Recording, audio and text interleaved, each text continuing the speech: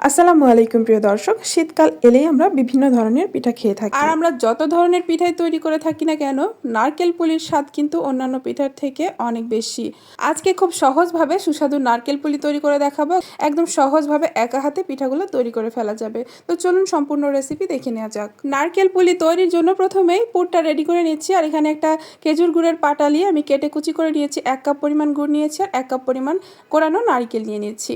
আর এখানে 1 টুকরো সাদা এলাচ মুখটা ফাটিয়ে দিলাম, আর সামান্য একটু তেজপাতা আর 1 টুকরো ছোট 1 টুকরো দারুচিনি। তো এই মশলাগুলো দিলে খুব সুন্দর ঘ্রাণ হয়, এক্সট্রা কোনো গুড়ের বা চিনির গন্ধ আসে না। আপনি চাইলে কিন্তু চিনি দিয়েও পিঠাটা তৈরি করতে পারেন, সবসময় সবার হাতে গুড় থাকে না। তো কিছুক্ষণ নাড়াচাড়া করতেই দেখবেন গুড়টা গলে পানি বের হয়ে আসছে। এখানে এক্সট্রা কোনো পানি দেওয়ার কোনো প্রয়োজন নেই। আর এই গুড়ের এক্সট্রা পানিটা যখনই শুকিয়ে যাবে তখনই নামিয়ে নিতে হবে, খুব বেশি ড্রাই করা যাবে না। আর এই পর্যায়ে 1 থেকে 1.5 টেবিল চামচের মতো দিয়ে দিচ্ছি সাদা তিল। তিলটা দিলে কিন্তু অনেক বেশি মজা লাগে নারকেল পুলিতে, যেহেতু এটা শুকনায় রাখবো আমি, ভেজাবো না। তো শুকনো পিঠায় অবশ্যই তিলটা অ্যাড করার চেষ্টা করবেন, দেখবেন অনেক বেশি মজা হয়। এই যে গুড়ের সাথে একটু ভেজে নিলাম, আর দেখুন একটু নরম নরম থাকা অবস্থায় নামিয়ে নিতে হবে। বেশি ড্রাই করে ফেললে কিন্তু নামানোর পরে শক্ত হয়ে যাবে, যেটা পিঠা তৈরি করতে একদমই অসুবিধা হয়, আর পিঠাগুলো ফেটে যাওয়ার সম্ভাবনা থাকে। তো এই তো পুরগুলো নামিয়ে একটু ঠান্ডা করে নেব। আর এদিকে আরেকটা প্যান বসিয়ে দিয়েছি আর দিয়ে দিচ্ছি 1.5 কাপের মতো পানি। পানিটা ফুটে আসলে এখানে দিয়ে দিচ্ছি 1 চা চামচের একটু কম লবণ, আর দিয়ে দিচ্ছি শুকনো চালের গুঁড়া।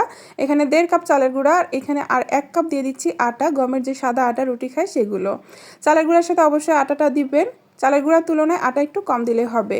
তো এই আটাটা দিলে পিঠাগুলো সফট হবে, আর আপনার পিঠা তৈরি করার পর বা ভাজার সময় ফেটে যাবে না পিঠাগুলো।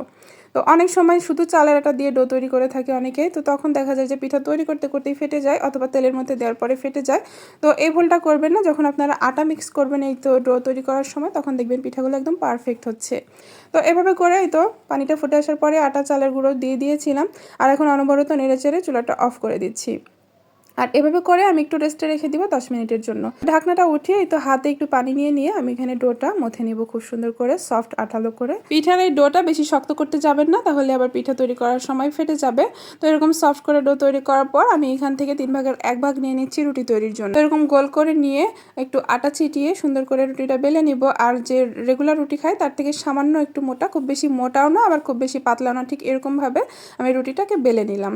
এরপরে এতে রুটির একটা সাইডে, যে কোনো একটা সাইডে আর কি, একটু নারকেলের পুরটা দিয়ে দিচ্ছি, এরকম পিঠার মতো করে চিকন করে লম্বা করে দিয়ে দিলাম। আর এখন এইভাবে হাত দিয়ে এই তো রুটির উপরে খুব সুন্দর করে আঙ্গুলের মাথা দিয়ে এরকমভাবে চেপে চেপে সিল করে দিতে হবে, যাতে কোনোভাবে বাতাস বা ফাঁকা অংশ না থাকে। খুব সুন্দর করে সিল করা হয়ে গেলে এই যে এরকম যে রোলার বা পিজা কাটারগুলো থাকে, এই নকশার সাইড দিয়ে আমি এই পিঠাটাকে সুন্দর করে কেটে নিব। চাইলে কিন্তু বাঁশের যে চটা থাকে গ্রামাঞ্চলে সেগুলো দিয়েও কাটা হয়ে থাকে, তবে এটা দিয়ে কাটলে কিন্তু কাটাও হয়ে যাবে আবার নকশাও হয়ে যাবে। এক্সট্রাভাবে গ্লাস দিয়ে কাটা বা কেটে আবার নকশা তৈরি করার কোনো ঝামেলাই থাকে না, এক হাতে এভাবে করে পিঠা তৈরি করে ফেলা যায় অল্প সময়ে। এগুলো কিন্তু কম দামের বা বেশি দামের, মানে 50-60 টাকার মধ্যে এগুলো পেয়ে যাবেন, আবার কম দামেরও থাকে।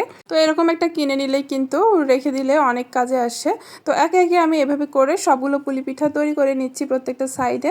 আপনি চাইলে কিন্তু এই পিঠাগুলো বিভিন্ন ডিজাইন বা বিভিন্ন শেপেও তৈরি করতে পারেন, যেমন 3 কোণা শেপ বা ফুলের শেপের মতো করে পুর ভিতরে দিয়ে। তো এভাবে করে সবগুলো পিঠা আমার তৈরি করা হয়ে গেছে। আর ভাজার জন্য আমি চুলায় একটা প্যানে দিয়ে দিচ্ছি বেশ কিছু সয়াবিন তেল।